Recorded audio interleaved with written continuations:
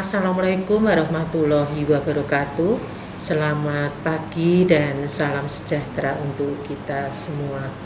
Bagaimana kabar anak-anakku yang hebat dan luar biasa, baik dari jenjang PAUD, SD dan SMP. Semoga kalian sehat selalu dan bahagia bersama keluarga di rumah. Yang kami hormati Kepala Sekolah jenjang PAUD, SD, SMP, baik negeri maupun swasta sekota Salatiga beserta jajarannya.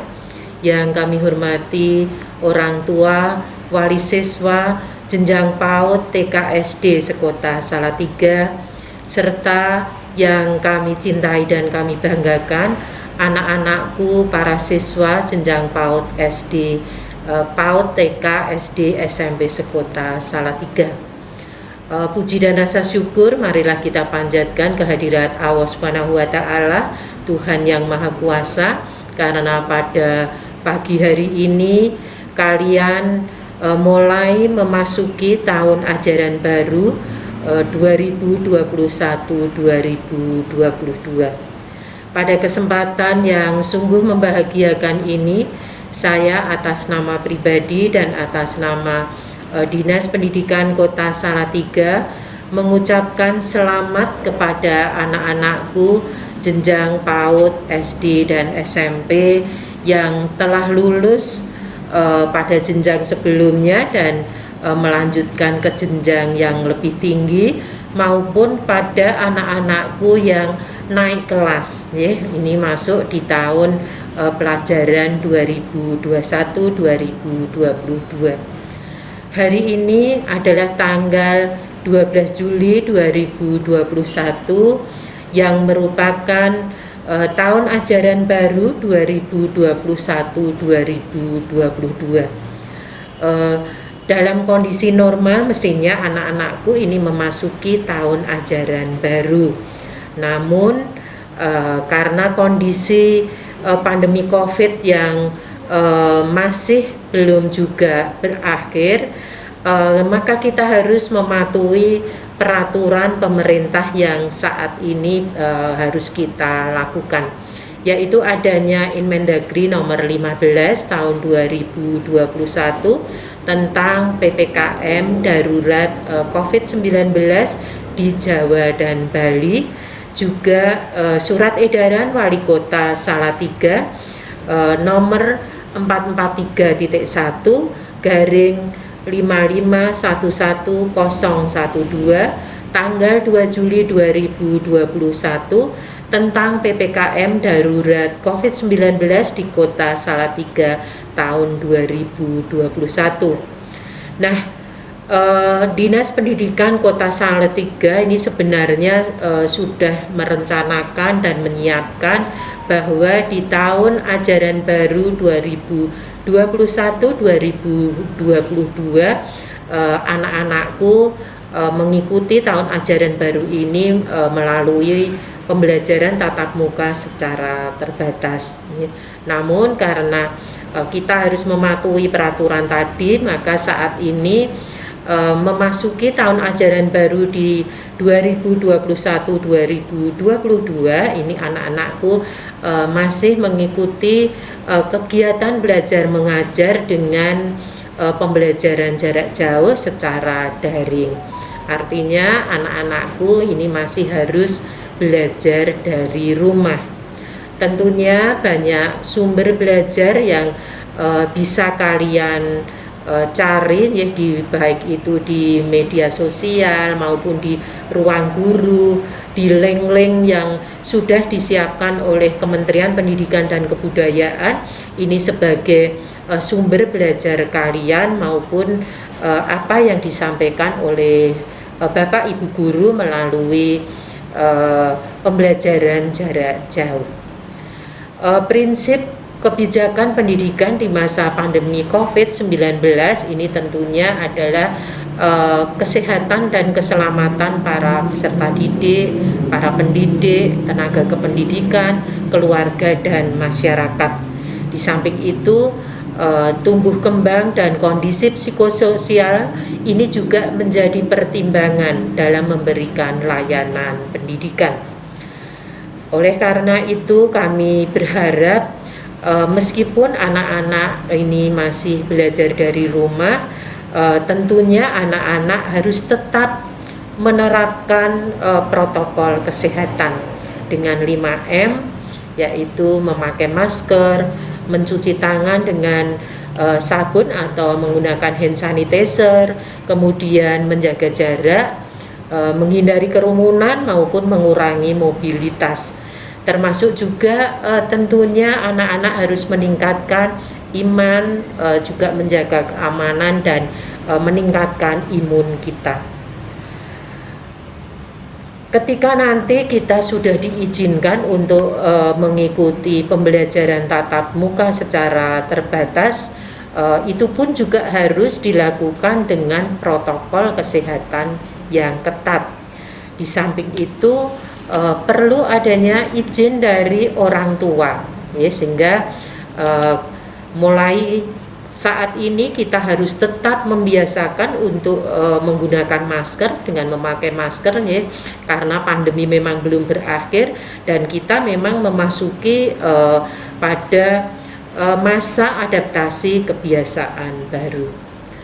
Bapak Ibu orang tua wali siswa yang kami hormati, kami mohon bantuannya untuk selalu mendampingi putra-putri Bapak Ibu sekalian ketika belajar dari rumah. Kita tingkatkan koordinasi, komunikasi, dan kolaborasi antara orang tua dan sekolah agar kita selalu dapat mengetahui perkembangan anak-anak kita ketika mendapatkan layanan pendidikan. Nah, pada saat ini tentunya anak-anakku terutama peserta didik baru tahun 2021-2022 ini akan mengikuti kegiatan masa pengenalan lingkungan sekolah. Nah, berdasarkan peraturan Menteri Pendidikan nomor 18 tahun 2016 tentang pengenalan lingkungan sekolah, tentunya pada awal ajaran baru anak-anakku mengikuti pengenalan lingkungan sekolah, ya, ini khusus untuk siswa baru. Nah, tujuan dilaksanakannya dengan MPLS ini, ya, meskipun ini dilaksanakan secara daring, ya, antara lain adalah untuk mengenali potensi para peserta didik baru. Juga di samping itu untuk anak-anakku untuk beradaptasi dengan lingkungan sekolah maupun dengan Bapak Ibu guru. Kemudian juga menumbuhkan motivasi, semangat, dan cara belajar efektif sebagai peserta didik baru. Apalagi anak-anakku ini menghadapi pembelajaran secara jarak jauh, ya, dengan sistem daring. Nah, tentunya ini merupakan hal baru bagi anak-anak peserta didik baru. Kemudian juga mengembangkan interaksi positif antara lain kejujuran, kemandirian, sikap saling menghargai, menghormati, disiplin, serta memiliki nilai integritas, etos kerja, dan semangat gotong royong. Nah, tentunya juga dalam rangka bagaimana kita bisa mewujudkan profil pelajar Pancasila. Selanjutnya juga untuk memutus dan mencegah, ya, memutus mata rantai penyebaran COVID-19 ini dengan menerapkan social distancing maupun physical distancing. Selain dari materi dari sekolah, tentunya juga akan ada materi dari Dinas Kesehatan Kota, kemudian juga dari Kodim Kota Salatiga. Saya berharap dan berpesan kepada anak-anakku, ikuti kegiatan MPLS ini dengan semangat, sesuai dengan jadwal yang telah disampaikan oleh Bapak Ibu guru. Meskipun dilaksanakan secara virtual, namun anak-anak harus tetap mengikuti kegiatan ini 3 hari ke depan, ya. Ini dimulai tanggal 12 sampai tanggal 14. Akhirnya dengan mengucapkan Bismillahirrahmanirrahim, maka kegiatan masa pengenalan lingkungan sekolah tahun pelajaran 2021-2022 pada hari ini Senin 12 Juli tahun 2021 dengan resmi dimulai. Selamat mengikuti MPLS dan selamat mengikuti tahun ajaran baru 2021-2022. Semoga semuanya berjalan dengan lancar dan anak-anak tetap diberikan kesehatan, tetap semangat. Tentunya kami berharap jadilah anak-anak yang sehat, anak-anak yang hebat, anak-anak yang berkualitas, cerdas, dan berkarakter. Mari kita selalu berdoa semoga pandemi ini bisa segera berakhir dan kita bisa memulai pembelajaran tatap muka dengan nyaman dan aman. Terima kasih atas perhatiannya. Tetap semangat anak-anakku. Kami akhiri. Wassalamualaikum warahmatullahi wabarakatuh.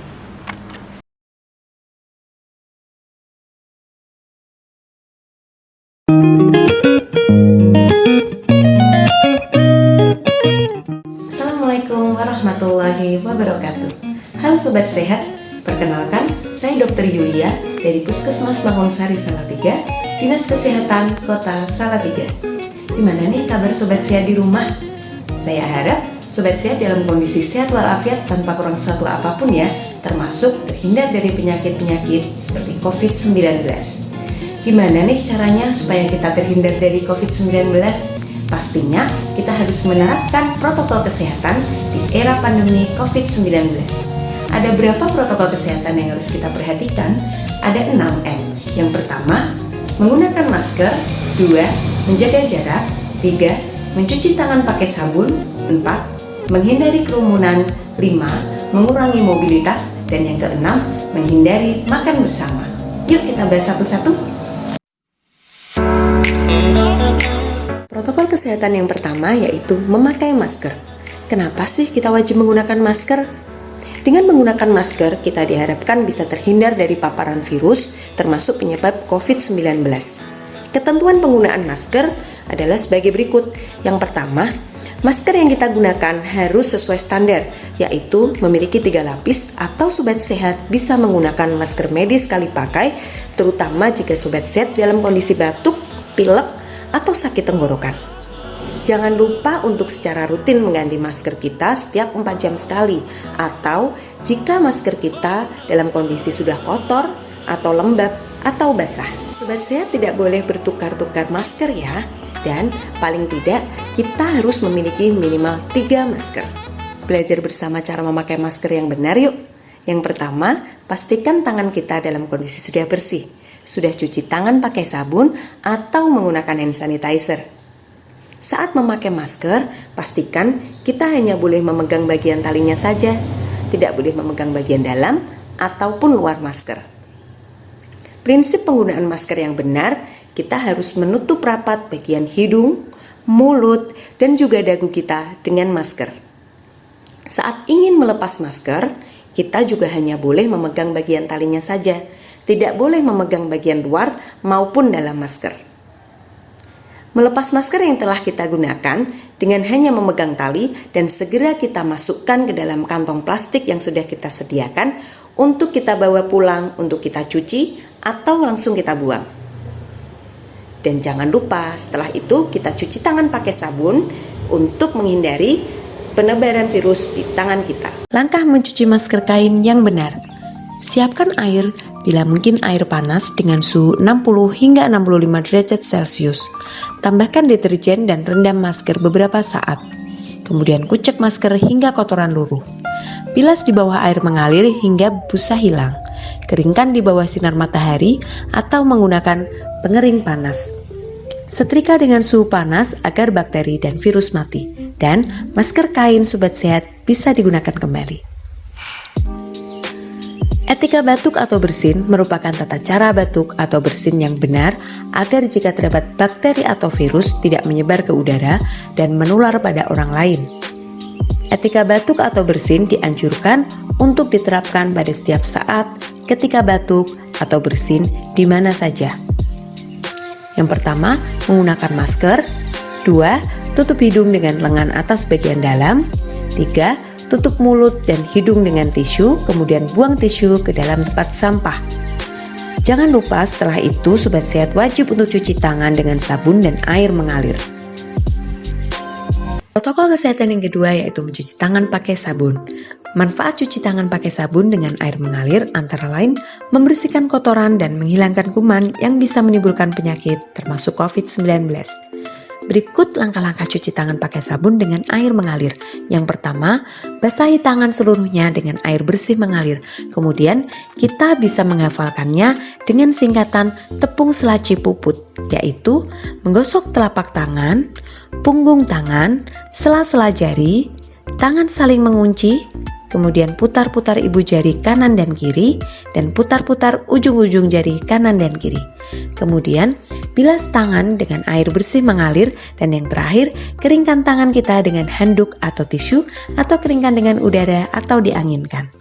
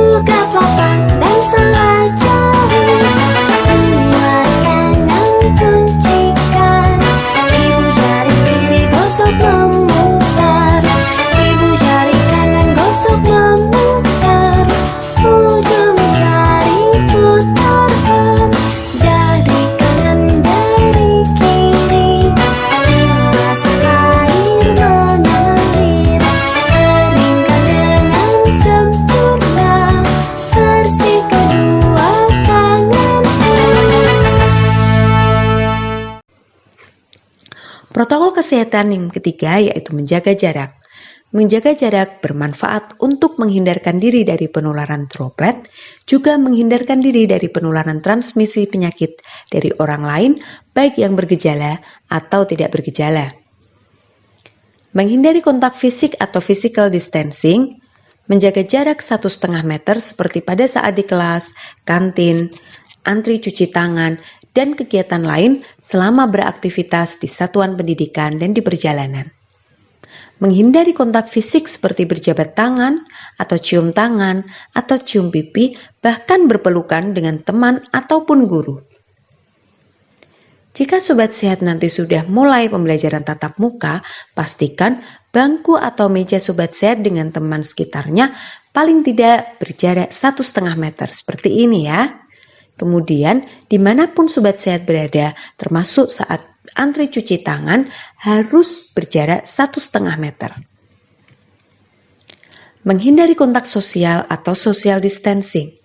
Cara menghindari kontak sosial bagi warga satuan pendidikan, yaitu dengan tidak mengadakan atau menghadiri pertemuan yang mengundang orang banyak, atau mengakibatkan orang berkumpul seperti pertemuan komite, atau orang tua, orientasi siswa secara langsung, studi wisata, dan lain-lain.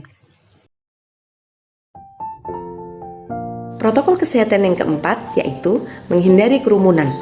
Semakin banyak dan semakin sering kita berinteraksi dengan orang banyak, maka kemungkinan untuk terpapar virus semakin tinggi. Protokol kesehatan yang kelima yaitu mengurangi mobilitas. Ingat ya, sedapat mungkin kita tetap ada di dalam rumah atau tempat tinggal kita, kecuali jika ada keperluan yang sangat mendesak, seperti membeli obat, atau membeli bahan makanan, atau pergi ke sekolah, dan lain-lain. Protokol kesehatan yang keenam yaitu menghindari makan bersama. Saat Sobat Sehat makan bersama dengan teman-teman, Pastinya Sobat Sehat dan teman-teman melepas masker, bukan? Nah, saat kita melepas masker, maka ada kemungkinan kita bisa tertular virus dari teman kita, atau bahkan kita yang menularkan. Jika nanti Sobat Sehat sudah mulai pembelajaran tatap muka, ada hal-hal yang perlu dipersiapkan satuan pendidikan dalam penyelenggaraan tatap muka. Yang pertama, sekolah Sobat Sehat dipastikan ya harus tersedia air yang bersih dan cukup. Sarana cuci tangan pakai sabun tiap ruangan dan lokasi yang strategis. Ventilasi memadai, sarana prasarana desinfeksi rutin tersedia, toilet yang bersih dan layak, terdapat pengukur suhu, meja atau bangku berjarak 1,5 meter, terdapat satgas atau gugus tugas, alur yang jelas untuk masuk atau keluar dan alur antar ruangan, dan juga terdapat protokol untuk tamu.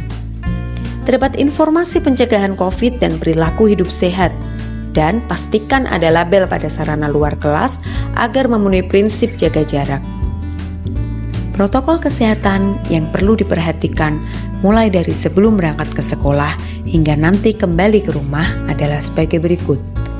Yang pertama, sebelum berangkat ke sekolah, pastikan kita sudah sarapan atau konsumsi makanan bergizi seimbang yang terdiri dari karbohidrat, protein, vitamin dan mineral sesuai kebutuhan porsi sekali makan yang benar. Dan jangan lupa untuk minum air putih minimal 7 hingga 8 gelas per hari, atau diusahakan lebih dari itu disesuaikan dengan aktivitas kita. Berikut adalah contoh isi piringku sekali makan. Piring Sobat Sehat bisa dibagi menjadi 2 bagian. Setengah bagiannya, 2/3-nya diisi oleh makanan pokok.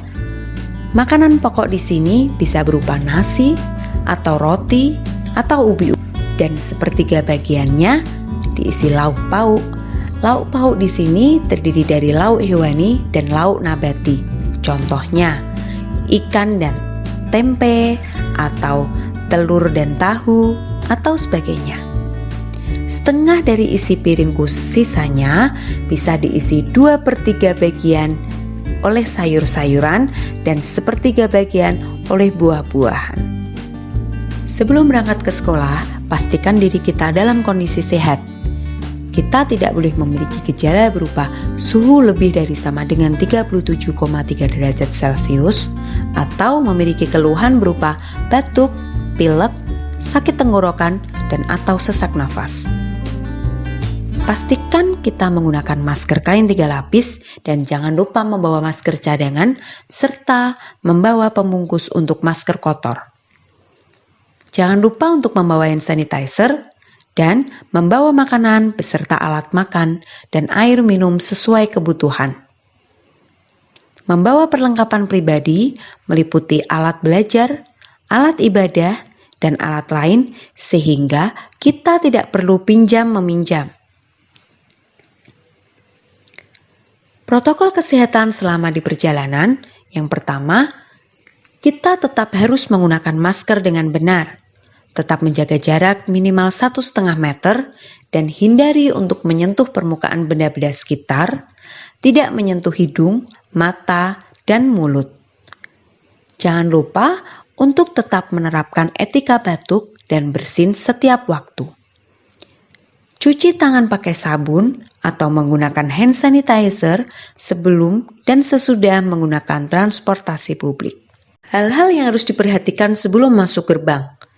Pengantaran dilakukan di lokasi yang telah ditentukan, mengikuti pemeriksaan kesehatan, meliputi pengukuran suhu tubuh, gejala batuk, pilek, sakit tenggorokan, dan atau sesak nafas.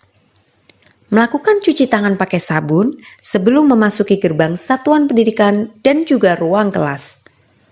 Untuk tamu, mengikuti protokol kesehatan di satuan pendidikan. Selama kegiatan belajar mengajar, Sobat Sehat tetap harus menggunakan masker dengan benar dan menerapkan jaga jarak minimal 1,5 meter. Jangan lupa untuk selalu menggunakan alat belajar, alat musik, dan alat makan minum pribadi. Dilarang pinjam-meminjam peralatan dan Perhatikan pengumuman di seluruh area satuan pendidikan secara berulang dan intensif terkait penggunaan masker, cuci tangan pakai sabun, dan jaga jarak.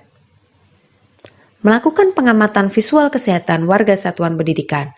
Jika ada yang memiliki gejala gangguan kesehatan, harus segera lapor kepada guru.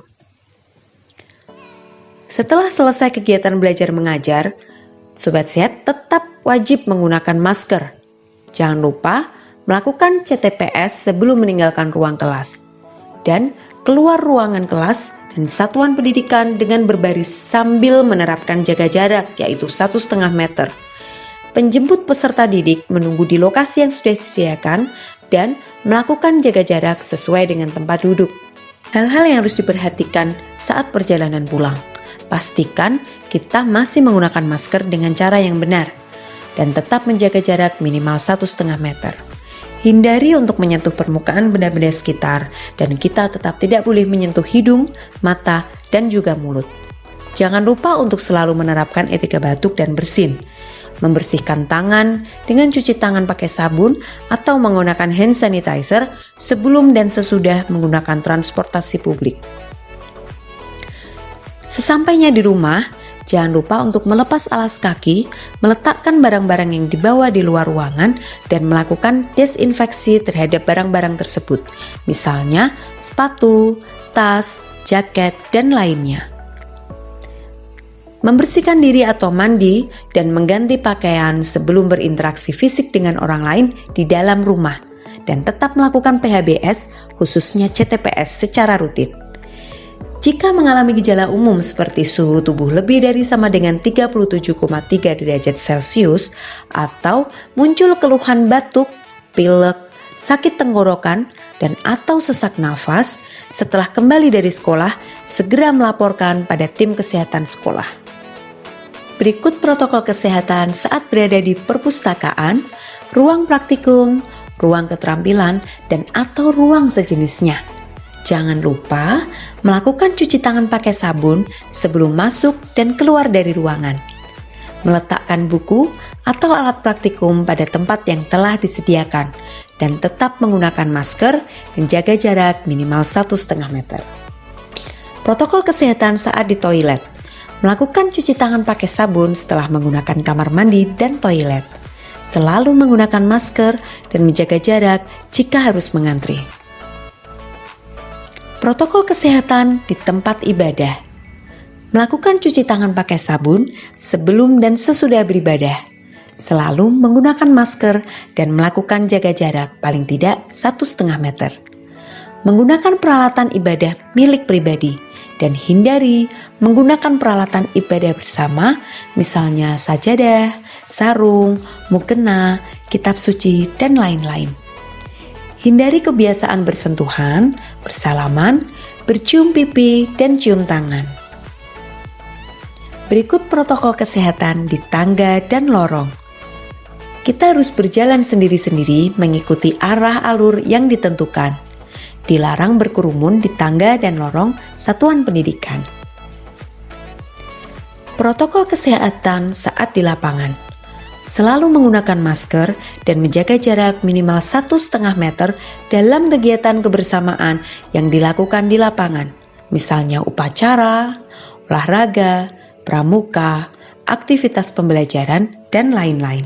Beberapa area yang harus dibersihkan dan didisinfeksi di sekolah, antara lain lantai, pegangan tangga, kursi, meja, toilet, alat peraga, pegangan pintu, wastafel, menggulung karpet jika digunakan di tempat ibadah, membawa dan memakai perlengkapan ibadah sendiri, dan fasilitas-fasilitas umum lainnya yang sering disentuh. Hal-hal yang bisa kita lakukan untuk meningkatkan daya tahan tubuh. Yang pertama, makan makanan bergizi seimbang seperti yang sudah kita bahas tadi. Yang kedua, menjaga kebugaran. Aktivitas fisik atau berolahraga sangat bermanfaat untuk meningkatkan imunitas tubuh yang sangat diperlukan pada masa pandemi COVID-19. Hal ketiga yang bisa kita lakukan yaitu menjaga kesehatan mental. Hal ini sangat penting sekali. Menjaga kesehatan mental dengan selalu berpikir positif dan menjaga suasana hati bermanfaat untuk menjaga imunitas. Selain menerapkan protokol kesehatan di era pandemi COVID-19, kita juga dapat melindungi diri kita dengan vaksin COVID-19. Vaksin COVID-19 dipercaya dapat menurunkan angka kesakitan akibat COVID-19, menurunkan tingkat keparahan COVID-19, dan menurunkan angka kematian akibat COVID-19. Warga, tahu gak sih fungsi dan cara kerja vaksin? Jadi, pas cairan vaksin masuk ke badan kita, dia bakal pura-pura jadi virus COVID-19. Terus tugasnya dia mancing antibodi kita. Udah kayak warlock yang manas-manasin keadaan. Serang pak, serang! Nah, antibodi kita yang kepancing bakal hantam tuh virus yang pura-pura tadi sampai mati. Akhirnya, antibodi kita kenal dan inget sama virus yang asli dan kagak males-malesan lagi kalau suatu saat tiba-tiba virus yang aslinya beneran masuk. Antibodi kita udah siap buat hajar habis-habisan. Nah, itu alasannya kenapa vaksin ini penting banget warga. Kebayang nggak kalau antibodi kita itu nggak ngenalin virus lebih dulu? Pasti dampaknya lebih parah. Semoga bermanfaat ya. Bagaimana? Sudah cukup jelas ya apa saja protokol kesehatan yang harus kita terapkan selama pandemi COVID-19. Dan sudah jelas pula bukan mengenai vaksinasi COVID-19. Semoga materi yang saya sampaikan bermanfaat untuk sobat sehat di rumah. Sekian dari saya. Wassalamualaikum warahmatullahi wabarakatuh.